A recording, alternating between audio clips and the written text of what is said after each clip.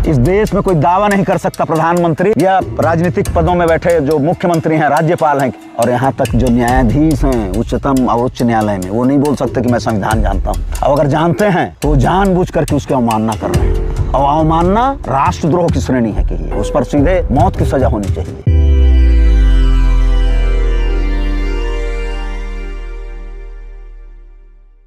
रायगढ़ में प्रदूषण को लेकर के जो सक्रिय रूप से बीते कई सालों से काम कर रहे हैं, समाज सेवा से जुड़े हुए हैं, शासन प्रशासन को लेकर के इनके वक्तव्य, इनके स्पीच बहुत उग्र रूप में भी देखे गए हैं। कईयों बार जेल जा चुके हैं और सामाजिक कार्यों में बढ़ चढ़कर हिस्सा लेने का इन्हें ये सम्मान मिला है इनके खुद के लफ्ज़ों में। वो शख्सियत इस वक्त हमारे साथ हैं, राधेश्याम शर्मा जी हैं और राकेश यादव जी हैं। राकेश यादव जी से एक और बातचीत आपको अलग से बातचीत देखने को मिलेगी। इस समय इस वीडियो में हम राधेश्याम शर्मा जी से बातचीत करेंगे और समझने की कोशिश करेंगे कि शासन प्रशासन, पूरा सिस्टम, उद्योगपति एक तरफ और दूसरी तरफ एक बहुत बड़ी आबादी जिसको आम लोग कहा जाता है। तो सबसे पहले सर आपका स्वागत करना चाहूँगा बस्तर जंक्शन के स्क्रीन पर। वंदे मातरम, जय छत्तीसगढ़। सर प्रणाम प्रणाम। कहाँ से शुरू करें? आपको जहाँ से शुरू करना है। ठीक है। क्या देख रहे हैं रायगढ़ में आप? रायगढ़ में जो विनाश है वो सिर्फ रायगढ़ में नहीं है। छत्तीसगढ़ में 1 दर्जन से ऊपर ज़िले जो हैं वो अति प्रदूषित, जिसको हम सीमा रेखा बोलते हैं और उसको हमारे पर्यावरणविद जो हैं रेड जोन बोलते हैं। तो यहाँ 1 दर्जन से अधिक ज़िले रेड जोन में हैं। सबसे अधिक प्रदूषित जो ज़िला है वो है कोरबा। वो विगत पहले 30 वर्ष पहले वो रेड जोन क्रॉस कर गए हैं और रायगढ़ दूसरे नंबर पे है। तो जो इंडस्ट्रियल बेल्ट हैं और जो छत्तीसगढ़ की स्थिति है, खाली रायगढ़ ज़िले की नहीं, ये चाहे वो जलचर हों, थलचर हों, नपचर हों या मनुष्य हों, सबके लिए बहुत ही खतरनाक स्थिति में है जीवन। और हम अपने कई वर्षों को अब खो चुके हैं जी। और इस वातावरण का प्रभाव सिर्फ छत्तीसगढ़ में है ऐसा नहीं है कहिए। जी जी। हवाएं जिस दिशा में चलती हैं जी, तो यहाँ जो भी वातावरण जो दूषित है उसका प्रभाव पूरे देश में या पूरे वैश्विक स्तर पे हो रहा है। बहुत सही जी, बहुत सही।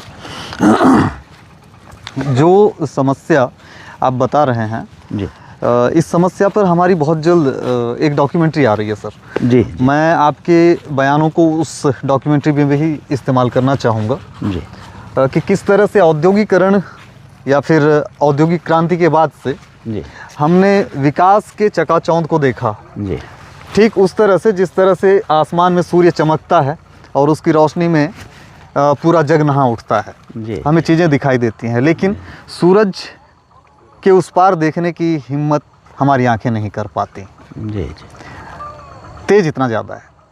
तो ठीक उसी तरह से उस विकास के सूरज के पीछे के अंधेरे को हम नहीं देखे, जिस अंधेरे में जहरीली हवा है, प्रदूषण है, सैकड़ों बीमारियां हैं और उन समस्याओं को हमने देखा नहीं, तो समाधान की तरफ किसी ने सोचा भी नहीं। लेकिन आप जैसे व्यक्तित्व से मिलकर के बातें करते हुए हमारी पीढ़ी में ऐसे लोग दिखाई नहीं देते, तो हमारी पीढ़ी के लिए क्या मैसेज देना चाहेंगे प्रदूषण को लेकर के, पर्यावरण को लेकर के? ये मेरी पीढ़ी।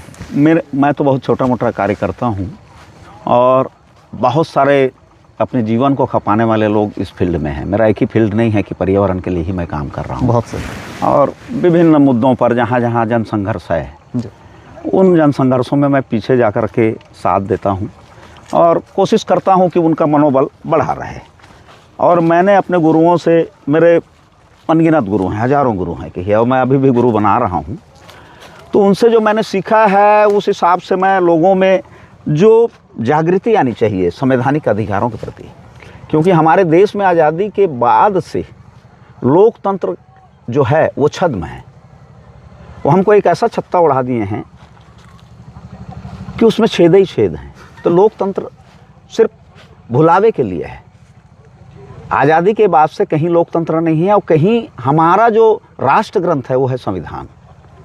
और जिस संविधान ने नागरिकों को इतनी शक्तियां दी हैं कि इस देश का प्रधानमंत्री, राष्ट्रपति, न्यायाधीश सब वेतनभोगी हैं और उसके सेवक हैं, लेकिन शासक को पता नहीं है कि वो स्वयं शासक है।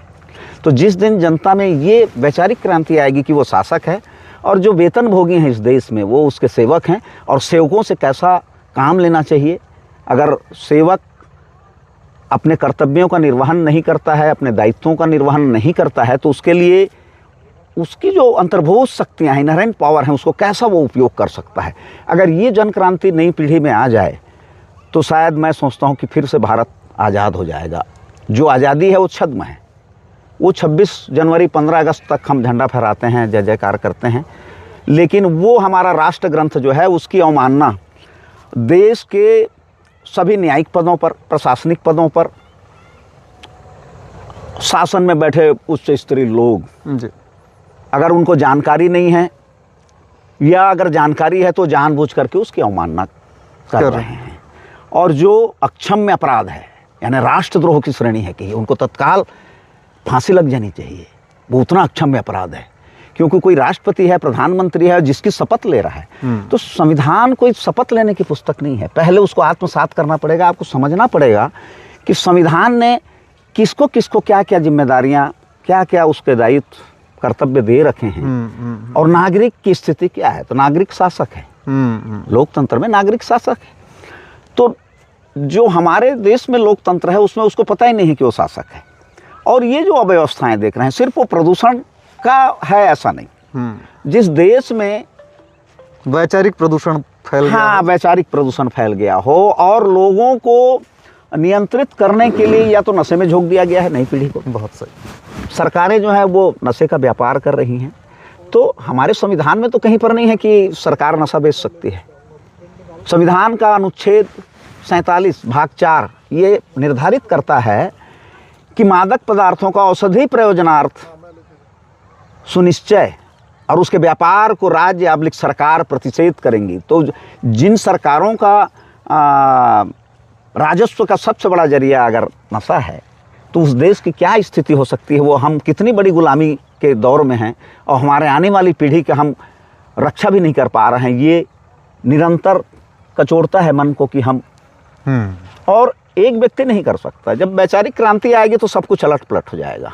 बहुत सही। हाँ जी जी। तो उसके लिए प्रयासरत हैं, लगे हैं, 30 वर्षों से लगे हैं। अब इस उम्र में जितना हो सकता है, जहाँ जहाँ लोग चेतना जागृत है और सड़कों पर या न्यायालय पे लड़ाई लड़ रहे हैं, उनको साथ देने का प्रयास करते हैं। बहुत सही। 30 वर्षों से आप इस कार्य में लगे हुए हैं और 30 वर्ष के जो युवा हैं जी, उनको इन बातों को समझने की ज़रूरत है। आप जो कह रहे हैं इन बातों को समझने की ज़रूरत है उन्हें। जी हाँ, उसमें मैं एक नज़रिया मेरा ये भी है कि मैं बहुत कम पढ़ा लिखा आदमी हूँ और मैं जिन बातों को थोड़ा बहुत समझ पाया हूँ तो शायद मैं अपने लोगों को, अपने प्रदेश वालों को, ज़िले वालों को या देश वालों को जहाँ जहाँ जाता है, मैं शायद समझा पाने में अभी तक विफल रहा हूँ। जो समझना ही नहीं चाहेगा उनको क्या समझाओगे आप, क्या समझा पाओगे? समझना चाहे, जो समझना नहीं चाहेंगे आप उनको देखिए। मैं एक बात मैं मानता हूँ कि अगर मैं ये मान के चलूँ, मैं अगर ये मान के चलूँ कि अमुक वस्तु मेरा ईश्वर है जी, अमुक वस्तु मेरा ईश्वर है, अगर मैं ये मान के चलूँ और आप मुझे ईश्वर सामने ला कर दे दें कि ये तुम्हारा ईश्वर है देखो, तो मैं आपकी बात क्यों मानूँ? मैं तो मान कर बैठा हूँ ना कुछ। एक पहलू ये है, लेकिन दूसरा पहलू मैं ये सोचता हूँ कि भारतीय नागरिकों को इतना जकड़ दिया गया है जी। जो कुव्यवस्था है उसमें ऐसा उसको फंसा दिया गया है। एक मशीन में जैसे गन्ना हम निकालते हैं ना सर, गन्ना का रस निकालते हैं, मशीन देखे हैं आप?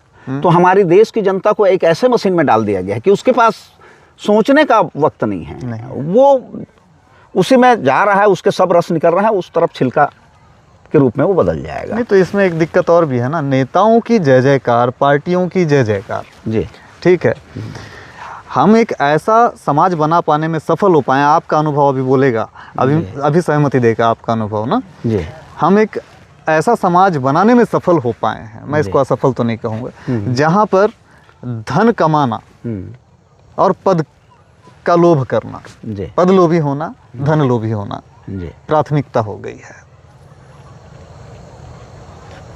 तो ऐसे समाज में जो व्यक्ति नेतृत्व करने के लिए सामने आएगा, तो वो हो धन लोभी, हो पद लोभी, लेकिन साथ में अंदर में उसके एक मानवता हो कि हाँ प्रदूषण का मामला ठीक नहीं है, चाहे वो कैसा ही प्रदूषण क्यों ना हो, वैचारिक हो या पर्यावरणीय।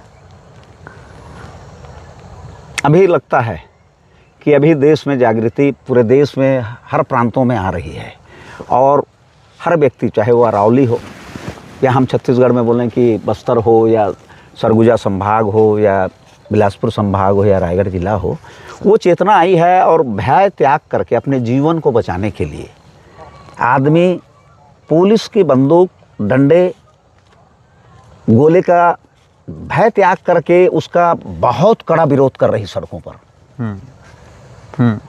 तो इससे मेरे को लगता है कि प्रकृति जो है, परा प्रकृति जो है, जिसको हम ईश्वर बोल लें, तो परिवर्तन वो कराती है। यानी व्यक्ति को भ्रम होता है कि मैं कुछ कर रहा हूँ सर, मैं अभी तक ऐसा नहीं लगता कि मैं कर रहा हूँ सर।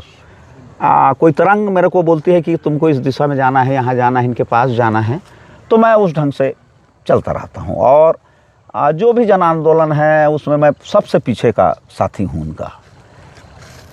और वो प्रकृति, परा प्रकृति मेरे को जिस दिशा में ले जाती है मैं उनके साथ। बस इतना है कि मैं स्वार्थी हूँ, हर व्यक्ति स्वार्थी होता है। हम मनुष्य हैं, हमारे मन में कुछ न कुछ पाने की लालसा है। बिल्कुल है, बिल्कुल। तो मेरे में कम से कम ये पाने की लालसा है कि मेरी जो नई पीढ़ी है, मेरे बच्चे हैं, मेरे बच्चे के बच्चे हैं, मेरा परिवार है, मेरा समाज है, मेरा देश है, कि वो उन्मुक्त वातावरण में बहुत स्वस्थ होकर जीवन जिए। और भारत का जीवन स्तर, भारत के लोगों का जीवन स्तर, लगभग हम लोग 99% बीमार हैं, कि पैदाइशी बीमार हैं। और अभी हम जिस मुद्दे पर चर्चा कर रहे हैं वो है पर्यावरण प्रदूषण, ये मेन मुद्दा है सर। और अंधाधुंध औद्योगिकरण, अनियंत्रित औद्योगिकरण। इस अनियंत्रित औद्योगिकरण के चलते छत्तीसगढ़ में मैं सोचता हूँ कि देश में शायद हम भौगोलिक परिक्षेत्र और जनसंख्या की दृष्टि से सड़क में मरने वालों में सबसे हम अग्रणी भूमिका है। बहुत सही कहा, बहुत बड़ा आंकड़ा है वो, 481 प्रतिदिन। हाँ, तो अब या 400, हाँ जी जी जी, वो जो भी आंकड़े हैं, मैं तो उतना गूगल वगैरह नहीं जानता उसको करने, लेकिन आप सही कह रहे हैं। हाँ, तो इतनी बड़ी जनहानि अगर एक प्रदेश में है, और रायगढ़ कोरबा जिले जो है और आगे हैं कहिए, तो हम ये इस पर सोचना पड़ेगा कि ये अब जो हम कर रहे हैं, प्रोटेस्ट कर रहे हैं या जो भी कर रहे हैं, तो प्रोटेस्ट करने के लिए जगह नहीं है। जगह माने जो 4 हमारी व्यवस्था के प्रमुख अंग हैं उसमें न्यायपालिका सर्वोपरि है, लेकिन न्यायपालिका भारत में नहीं है, बिल्कुल नहीं है, यानी समाप्त हो चुका है कि ये, क्योंकि न्यायपालिका में राजनीतिक दलों के पीछे चलने वाले पिछलग्गू लोग उस पवित्र कुर्सी को कलंकित कर रहे हैं। वहाँ कोई योग्य व्यक्ति नहीं जा रहा है जो न्याय दे सके, तो आदमी जाएगा कहाँ? आदमी के पास अब संघर्ष, सड़कों पर संघर्ष करने के अलावा कोई भी मार्ग नहीं है। और हमारा देश एक ऐसा देश है जो सशस्त्र क्रांति को स्वीकार नहीं करता, जबकि हमारे पूर्वज या हमारे पौराणिक ग्रंथों में सशस्त्र बहुत सारे युद्ध हुए हैं और वही इतिहास रहा है। वो मुग़ल काल हो, अंग्रेज काल हो, जो भी काल हो, लड़ाइयाँ लड़ी गई हैं। लेकिन अब हम अपने जीवन को बचाने के लिए अगर तत्पर नहीं हुए तो निरंतर वो जो सड़कों पे मर रहे हैं, बीमारियों पे मर रहे हैं, और ना जाने क्या क्या उसके और बहुत सारे दुष्परिणाम हमको झेलने हैं।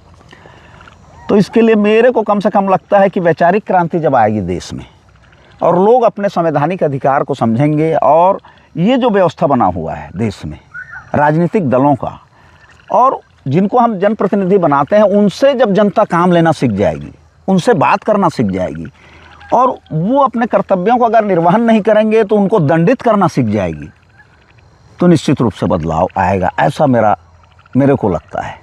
एक ही जगह पर मैं आपकी बात का मतलब थोड़ा सा उसको जी, जी, जी, ये सुधार करेंगे। हाँ, मैं काट नहीं रहा हूँ, सुधार जी, करेंगे। जी, जी, सशस्त्र क्रांति, जी सर सशस्त्र क्रांति में से हम शस्त्र हटा देते हैं, सशक्त क्रांति। ये हाँ, सशक्त ये क्रांति। बहुत अच्छा। देखिए तो अब मैं उसीलिए मैं बोलता हूँ, मैं सबको गुरु बनाता हूँ। तो आप एक ऐसा शब्द मेरे को दिए सर कि उस शब्द को अब मेरे को निरंतर मैं इस्तेमाल करूँगा। क्षमा प्रार्थना। हाँ, नहीं, आप देखिए तो मैं कम पढ़ा लिखा आदमी हूँ, तो मेरे मुंह में जो आता है मैं बोलता हूँ। बोलते हैं कि आप बहुत उत्तेजित होकर बोलते हैं, नहीं मैं उत्तेजित होकर नहीं, मेरी पीड़ा है, पीड़ा है वो। मेरे लोग मर रहे हैं सर मेरे परिवार के लोग मर रहे हैं सर। और मैं देख रहा हूँ, कुछ नहीं कर पा रहा हूँ। सर तो मेरे जो वेतनभोगी नौकर हैं, सेवक हैं, उनको फिर मैं गाली देता हूँ। आप बहुत सही करते हैं, हाँ, इसमें गलत कुछ जी, नहीं है। जी, जी, जी। और गालियाँ देना बुरी बात नहीं है। हाँ, और गुस्से का ही एक स्वरूप है। हाँ, गुस्से का स्वरूप है, पीड़ा का स्वरूप है। जी। पीड़ा में भी आदमी गाली देता है। और उन सब चीज़ों के लिए मेरे को यहाँ का जो हमारा राजनीतिक व्यवस्था है या देश का जो व्यवस्था है वो मेरे को मजबूर कर रही है। मैं क्यों गाली बकने जाऊँ, मैं क्यों कहीं आंदोलन में जाऊँ, किसी को भी आंदोलन क्यों करना पड़े, सड़कों पर क्यों उतरना पड़े। अगर बोल रहे हो तो इनको ध्यान में रखना। अगर सड़क पे उतर रहे हैं तो पूरा ये व्यवस्था जो है समाप्त हो चुकी है। हमारे देश में कोई व्यवस्था नहीं है। यहाँ जिसकी लाठी उसका भैंस। और इस देश को भी मैं सोचता हूँ कि हमारे राजनीतिक दल नहीं चला रहे हैं, ये पेटी कॉन्ट्रैक्टर हैं कि आरएसएस है, बीजेपी है, कांग्रेस है या अन्य दल हैं, ये सब पेटी कॉन्ट्रैक्टर हैं। इनका ठेकेदार वैश्विक स्तर पर है जो 75% भूभाग को, उन देशों को जो नियंत्रण बैठे बैठे कर रहा है, जिसको कोई नहीं देखा है, वो अपने हिसाब से नियंत्रण कर रहा है कि कब कोविड लाना है, आदमी को कब भयभीत करना है, कब कैसे यानी भय पैदा कर देना है, कितने लोगों को मारना है, पृथ्वी की आबादी कितने समय में कितनी होनी चाहिए, वो सब बैठ करके तय कर रहे हैं। और वो सोच रहे हैं कि शायद हमको ऐसा कोई मार्ग मिल जाए जिससे हम हजारों लाखों वर्ष तक जी सकें। तो वो सफल भी होंगे। अब वो सफल होंगे असफल होंगे ये मैं नहीं कह सकता, क्योंकि विज्ञान और अध्यात्म दोनों पैरेलल चल रहे हैं, कहिए एक साथ चल रहे हैं। विज्ञान अभी 1-2 सीढ़ी पहुंचा है, कहिए अध्यात्म अनंत है, कहिए उसकी कोई सीमा नहीं है, कहिए। और मनुष्य की जो क्षमता है, मनुष्य ही नहीं हर प्राणियों की, मनुष्य के पास ही क्षमता कम है इस पृथ्वी में। बाकी जितने प्राणी हैं, कहिए वो संपूर्ण प्रकृति स्वरूपा हैं, ईश्वर स्वरूपा हैं। वो पूरे ब्रह्मांड में क्या हो रहा है वो एक चींटी जान रहा है, कि मनुष्य नहीं जान रहा है। इतने सारे सैटेलाइट ये वो भ्रम में फंसा है कि मैं जान रहा हूँ, कुछ नहीं जान रहा है।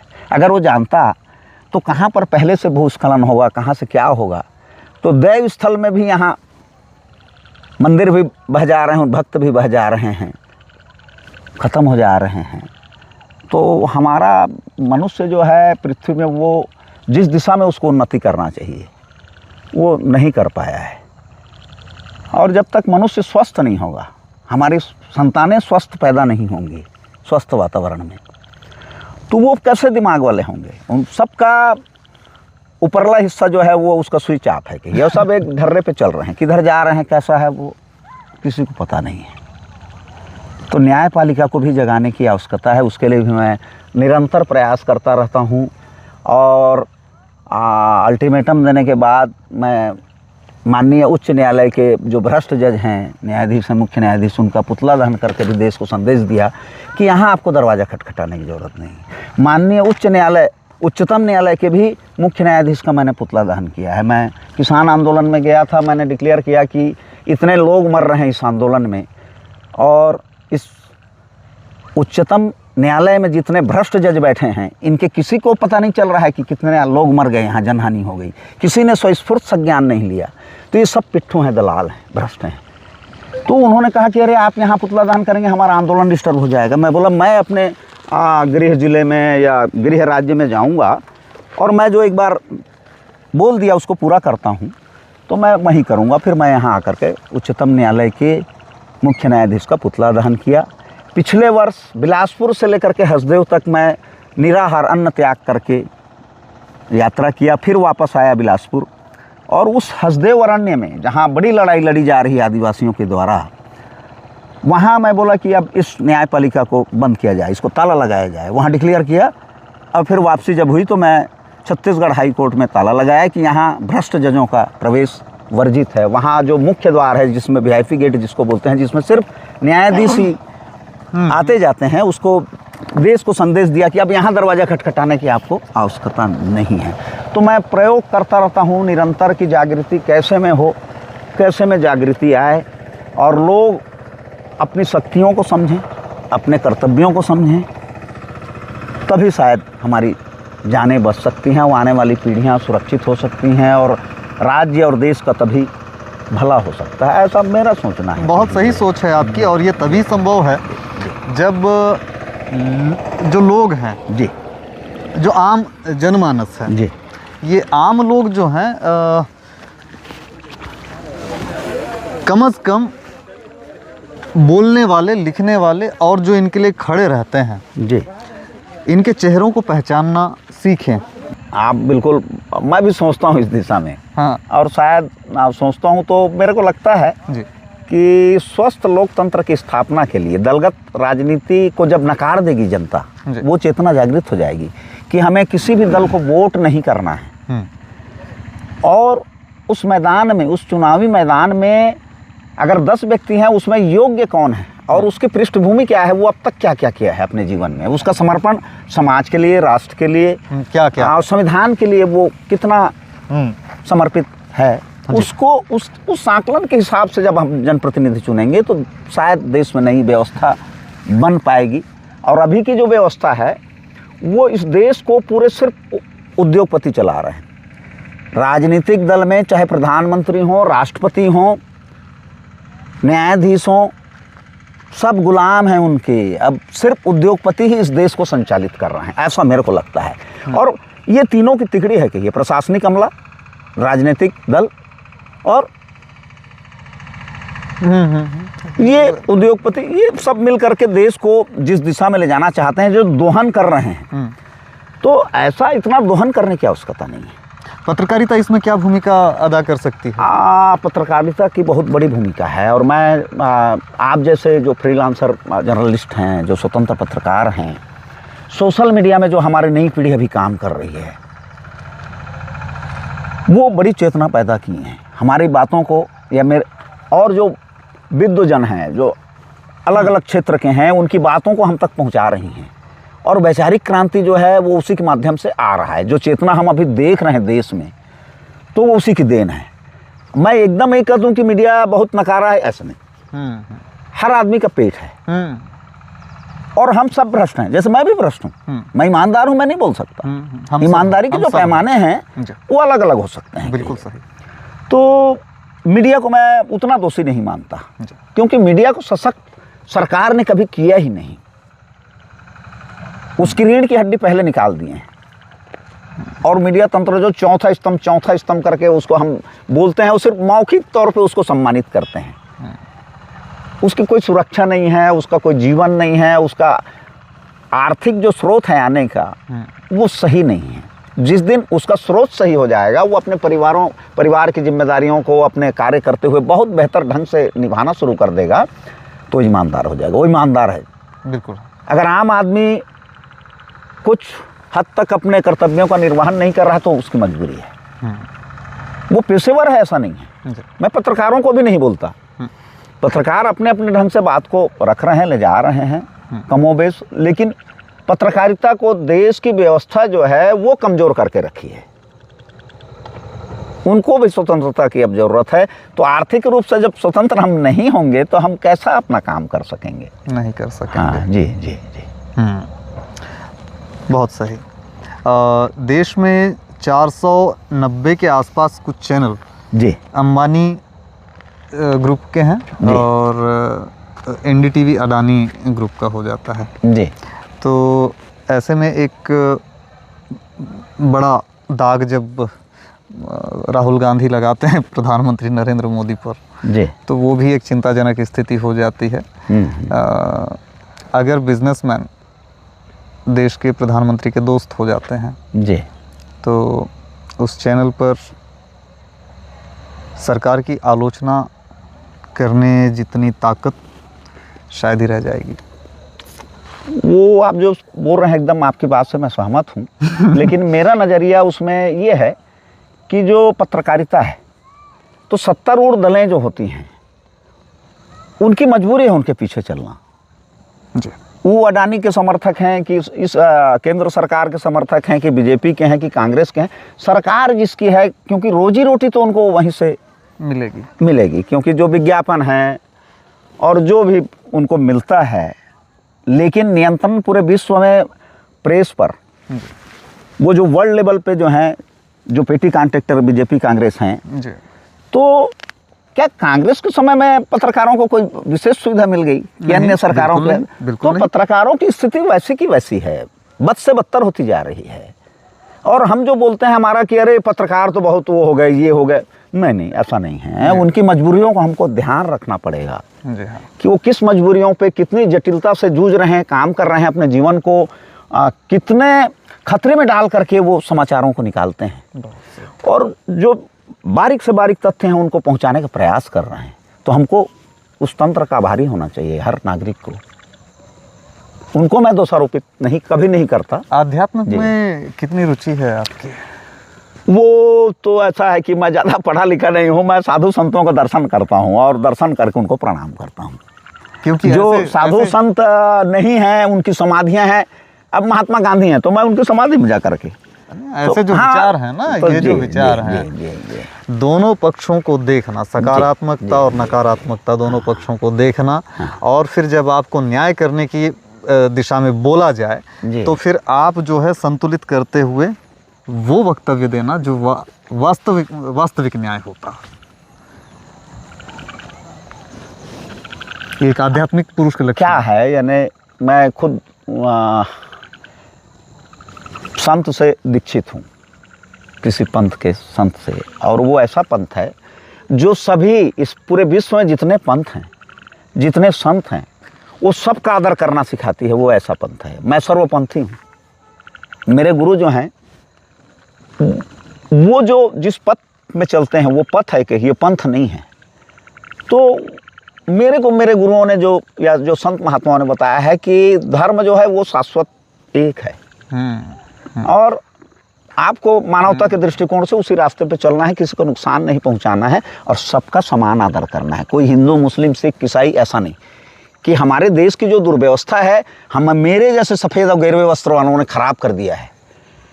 और मैं सिर्फ गांधीवादी नहीं हूँ, मैं सुभाष चंद्र बोस को कभी उतना ही अनुयायी हूँ, भगत सिंह का भी अनुयायी हूँ, चंद्रशेखर आज़ाद का भी अनुयायी हूँ। और मुझ जैसे व्यक्ति को शक्ति नहीं मिलेगा मैं जानता हूँ, लेकिन जिस दिन शक्ति मिल गया, इस पृथ्वी से सफ़ेद और गिरवे वस्त्र, हिटलर ने एक बड़े समुदाय को समाप्त किया ना गैस चैम्बर में, मैं इनको नेस्तनाबूद कर दूंगा, उसका नस्ल नहीं रह जाएगा कि आने वाले 1000 वर्षों पर भारत भूमि में वैसा गेरवा और सफ़ेद पहन करके लोगों के साथ ठगी, उनके जीवन को हरने का काम करने का दुस्साहस नहीं हो पाएगा। एक काम करते हैं ना जी, आपको यदि वो शक्ति मिलती तो चैम्बर में डाल के रखते हैं जी, मारेंगे नहीं? मारना सिर्फ शरीर से मारना नहीं है। मान लीजिए मेरे विचार को आप किसी बात से प्रभावित कर दिया, मेरे वो विचार खत्म हो गए तो आप मेरे को मार दिए, कोई नया व्यक्ति पैदा हो गया मेरे अंदर में। ठीक, मैं वो हिंसा की बात नहीं कर रहा हूँ कि शरीर को ही नष्ट किया जाए जी, उस विचार को नष्ट कर दिया जाए ताकि वो फिर वो नया पौधा, नया बीज कहीं लग ना सके और वो भय रहे कि हम इस रास्ते में चलेंगे तो जीवन ही संकट में है, तो फिर क्यों चलेगा? बहुत सही, सही। क्योंकि संकटपूर्ण स्थिति तो आज निर्मित हुई है। बहुत सारे लोग सोचते हैं कि ये बोलता है कि बंदूक मिल जाए तो वो कर दूंगा, ये कर दूंगा, तो मेरे को हिंसक समझते हैं, जबकि मैं जहाँ तक हो सकता है हिंसा नहीं करता, जबकि प्रकृति का जो चक्र है वो हिंसा पर ही आधारित है। हिंसक है। हाँ, हिंसक है, यानी प्रकृति ही हिंसक है। हाँ, प्रकृति ही हिंसक है। वो अपना संतुलन बना रही है, और चाहे वो बाइबल हो, चाहे कुरान हो, चाहे हमारे हिंदुओं का हो, हम एक दूसरे को ही रक्षा कर रहे हैं, पोषित कर रहे हैं, एक दूसरे को खा करके। हमारा जो भोजन है हम भी किसी के भोजन है, वैसे ही पूरा जो गोल चक्र चल रहा है वैसे ही चल अगर रहा पूरे है। विश्व को मैं रायगढ़ का नाम दे दूं तो कैसा रहेगा? विश्व को अगर जी। मैं रायगढ़ कहूँ तो कैसा रहेगा?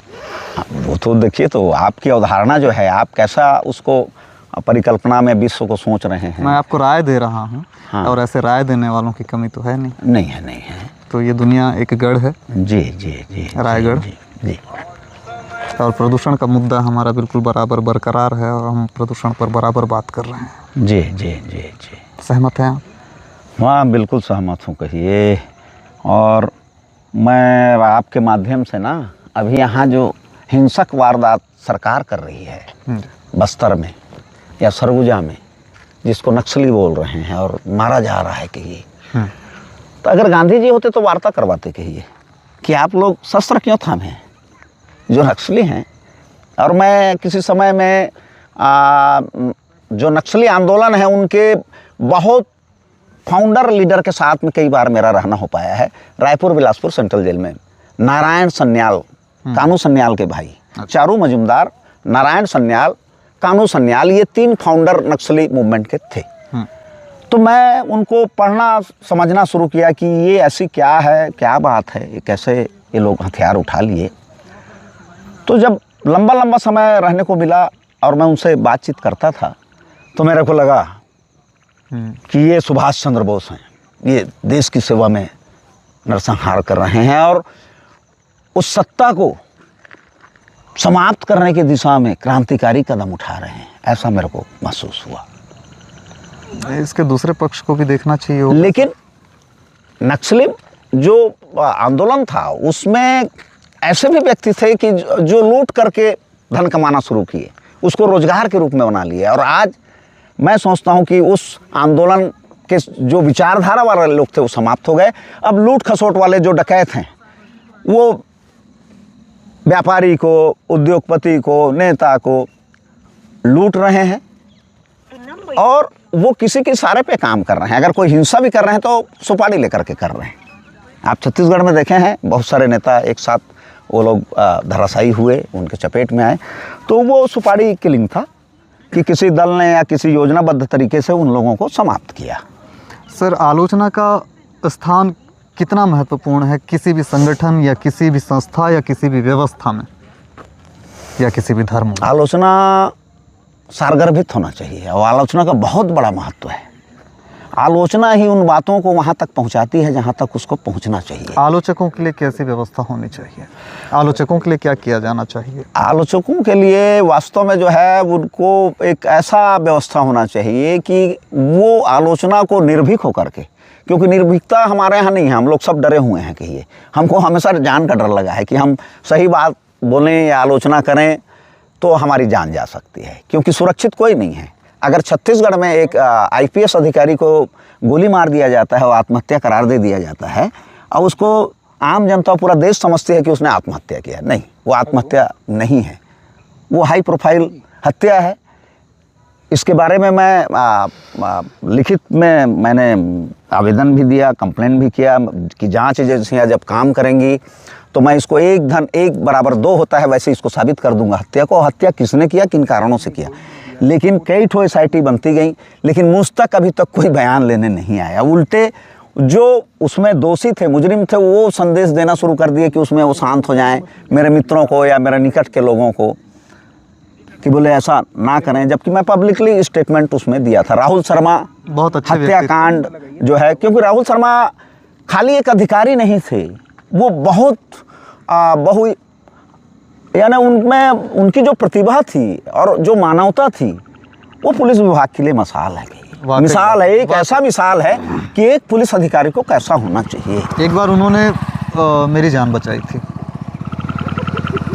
चलिए, हमारे तो छोटे भाई थे और छोटे भाई के अलावा मैं सोचता हूं कि एक पुलिस अधिकारी को ऐसा होना चाहिए जैसे राहुल शर्मा थे। और उनको खो करके छत्तीसगढ़ की जो क्षति हुई है उसकी भरपाई नहीं हो पाएगी। और दोषी अभी भी राजनीतिक पदों पे बैठे हुए हैं। कहिए, ये दुर्भाग्यजनक है। ठीक है, लेकिन अब बीमारी चूंकि देखो ऐसे बढ़ गई है कि अगर हम छू देंगे तो दर्द होगा, बहुत खून बहेगा जी। तो इससे बेहतर ये होगा कि ट्रीटमेंट के लिए कुछ ऐसे कदम उठाए जाएं कि मरहम को किसी पक्षी के पंख में ऐसे बहुत बढ़िया चीज़ को आप बोले कि क्या यानी अच्छा हो सकता है उसके लिए जो मरहम जो बोल रहे हैं, तो उस मरहम के लिए समग्र रूप से जो चेतनावान लोग हैं, विचारवान लोग हैं, जिन्होंने अपने जीवन में कुछ अर्जित किया है, वैसे विद्वजनों से हमको सलाह करना चाहिए कि क्या करना चाहिए। तो जनता की एक ऐसी संगठित समूह हो जो एक ऐसा काम करे, क्योंकि अभी लोकतंत्र में कोई पूछ नहीं रहा है, मालिक से नहीं पूछ रहा है, नौकर अपने मन से बोल रहा है, कर रहा है, ये हम ये कर देंगे, वो कर देंगे, वो कर। अरे तुम जिसकी सेवा के लिए, जिन सेवा शर्तों में तुमने हस्ताक्षर किया है, जो राष्ट्र ग्रंथ संविधान का शपथ लिया है, तो अपने जो आका हैं, अपने माई बाप हैं जो वेतन देते हैं तुमको, उनसे तुमने कभी पूछा है कि तुम मुझे क्या करना चाहिए? अब तुम मुख्यमंत्री बन गए, प्रधानमंत्री बन गए, तुम होशियार बन गए। कितने होशियार हो तुम उस पवित्र ग्रंथ को पलट के नहीं देखे हो। इस देश में कोई दावा नहीं कर सकता प्रधानमंत्री या राजनीतिक पदों में बैठे जो मुख्यमंत्री हैं, राज्यपाल हैं, और यहाँ तक जो न्यायाधीश हैं उच्चतम और उच्च न्यायालय में, वो नहीं बोल सकते कि मैं संविधान जानता हूँ। अब अगर जानते हैं तो जानबूझ करके उसकी अवमानना कर रहे हैं, और अवमानना राष्ट्रद्रोह की श्रेणी है कि ये उस पर सीधे मौत की सज़ा होनी चाहिए। तो ये दुर्भाग्य है। तो जनता, आप जो मरहम की बात कर रहे हैं, तो जनता को एक संगठित होकर के उन अपने सेवकों को, चाहे वो मुख्यमंत्री हो, विधायक हो, जो भी जनप्रतिनिधि हैं, उनसे जाकर के सामूहिक रूप से बात करें कि आप अब ऐसा काम नहीं करें, हमसे पूछें, हम योजना बताएंगे। जनता के लिए महत्वपूर्ण ये है कि उनको सबसे पहले नेताओं जी और जो शक्तिशाली लोग हैं, शक्तिशाली जब मैं कह रहा हूँ तो जिनके हाथों में सत्ता की ताकत है और बहुत अधिक धनवान हैं, तो उनकी चरण वंदना, उनकी जय जयकार से बचते हुए बौद्धिक स्तर को पहचानना होगा कि कौन हमारे हित में बात कर रहा है। आप किसी भी संगठन से क्यों ना जुड़े हों, आपको ये देखना महत्वपूर्ण हो जाएगा कि आपके संगठन के उच्च पदों पर बैठे हुए लोगों का जीवन स्तर क्या है और आपका जीवन स्तर क्या है। आपको इन चीज़ों को समझना होगा। संगठन, ये बहुत विस्तृत बातचीत होने जा रही है। खैर, इसके लिए हम अलग से समय लेंगे। अगला अध्याय आपसे जो हम बातचीत का रखना चाह रहे हैं, धर्म और ईश्वर, ईश्वर की सत्ता, आपको स्वीकार है? धर्म के बारे में मेरे को जितना समझ में आया, और ईश्वर के बारे में नहीं, ये इसमें बात नहीं करेंगे, वो वीडियो ही अलग बनेगा, वो इंटरव्यू ही अलग रहेगी। चलिए, मैं समझ रहा हूँ कि क्या बातचीत होने जा रही है। चलिए उधर चलते हैं, एक ब्रेक लेते हैं, उसके बाद फिर वहाँ पर करिएगा बाकी। ठीक है, ब्लू टिक रखी है। अगली जो वीडियो है वो ईश्वर की सत्ता, धर्म, दशा और दिशा, मानव जाति, पृथ्वी, प्रकृति, ब्रह्मांड पर होने जा रही है। अभी इस तमाम बातचीत में प्रदूषण जब हमने कहा था शुरुआत में, वीडियो का इंट्रो जब हम आपको दे रहे थे, तो रायगढ़ में प्रदूषण की बात कर रहे थे हम, और अंत तक पहुंचते पहुंचते हमने पूरे समूचे विश्व को रायगढ़ में बदल दिया। और प्रदूषण क्या है और कैसे प्रदूषण ने इस पूरे विश्व को, यानी पूरे रायगढ़ को जकड़ रखा है, और कैसे हम इस प्रदूषण से मुक्ति पा सकते हैं, उस दिशा में कुछ बातचीत करी है। हालांकि ये बातचीत नाकाफ़ी है, लेकिन अगर कोई समझ गया तो यही बातचीत समाधान भी है।